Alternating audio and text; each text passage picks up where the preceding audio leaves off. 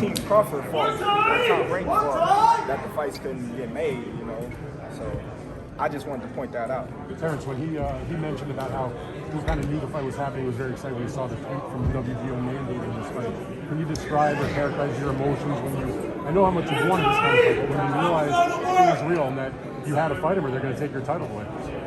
No, I'm not worried about I'm saying fighting. I was cool. No, I'm saying how excited were you that you knew that? Yeah, I was very excited. You know, Shawn Porter is, you know, a top welterweight division. You know, and this is going to be a great fight, and it's a big opportunity for me to show the world why I'm the best fighter in the world. It's been a long time coming, right?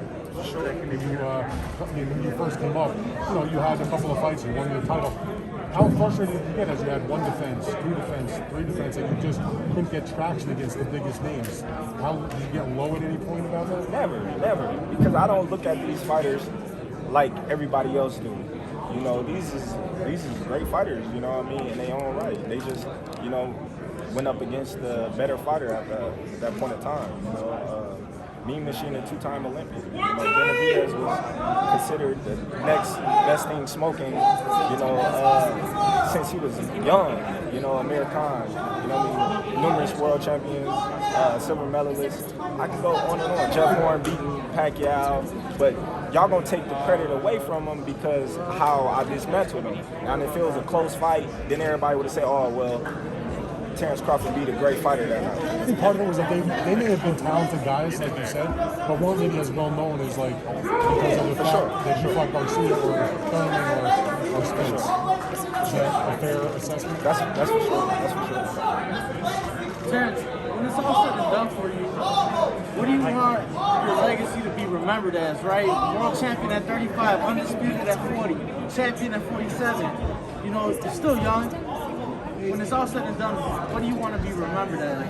Well, I'm going to be remembered as one of the best fighters to ever lace up the gloves. You know, at the end of the day, you know, they're going to remember me for being so versatile, you know, being able to fight inside, outside, box, bang, punch, take a punch, you know, switch. You know, I'm going to be known for so many diverse dimensions, you know, any other fighter. Yesterday at your workout, you made a comment on how no matter what you do, the media will criticize you, right? If you walk the quarter, oh, well, he already has a couple losses. You know, you even made a comment saying, you know, next thing I know they're going to want me to move up to fight Canelo. Not to look past this fight, but do you ever see in your career, do you ever see yourself moving up to maybe 54 or even 60? Maybe 54 in the future. Maybe 54 in the future. But right now, like I said, we have 47. We're campaigning at 47. Shawn Porter is in front of us, and that's the fight that we focus on.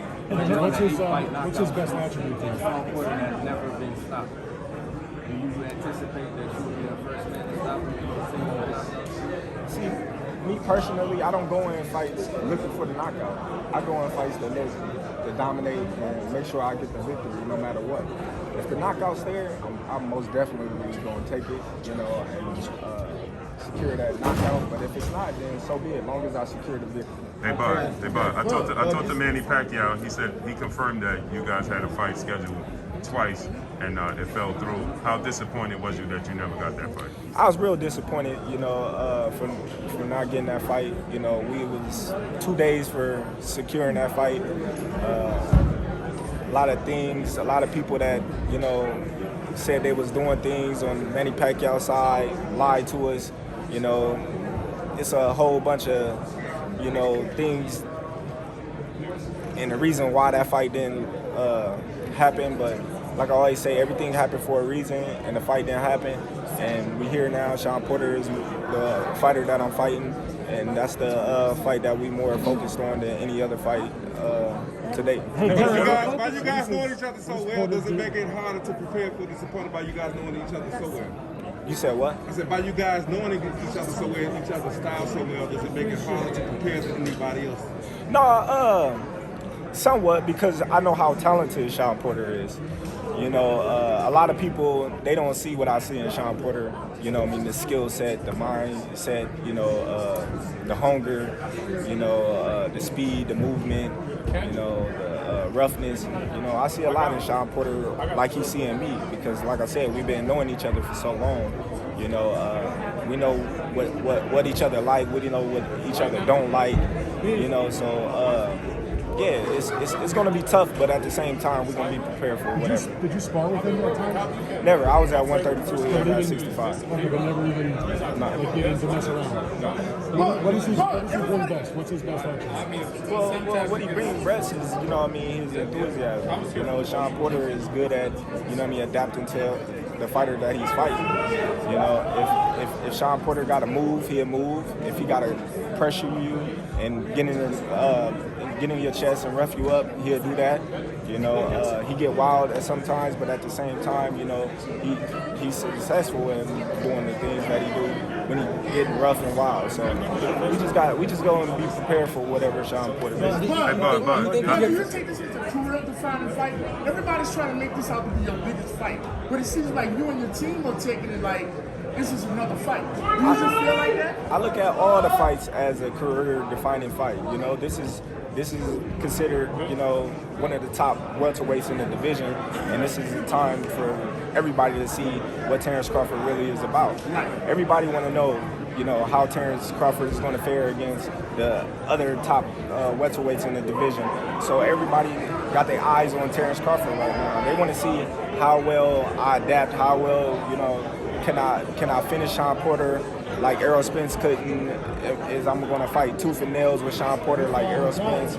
So everybody going to have all these questions, and it's going to be answered November 20th. Do you feel pressure? Do you feel? Like security, seeing the fact that he's faced Errol and everyone says like you're a completely different fighter. Do you think he's kind of like coming in here with a little bit too much confidence, or do you think he's coming in with the proper respect that he deserves? No. I don't believe he's coming in with too much confidence, being that he's been in the ring with all the top welterweights out there. You know, I just think he's coming in there with more of an experience factor.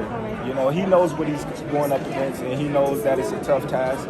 But I just know that he's going to be up for it, and that's what he's boosting himself up to let you and the media know that he's going to be up for it. Just like me and my team, we're going to be ready for whatever being to the table. We're going to be up for it, and it's going to make for a great fight. This is the first fight with a PBC fighter. Is this the opening phase? I know the focus is Shawn Porter. A win here, is this the opening phase to a showdown with Spence? We shall see. We shall see. You know, like I said, you know, it never was Terence Crawford and my team holding up the fights that all the fans wanted to see. You know, you heard that from the horse's mouth right there and there. So we shall see. Hey, Errol, Terence. But do you feel like you had to settle for Porter? Hello. Hello. How are you?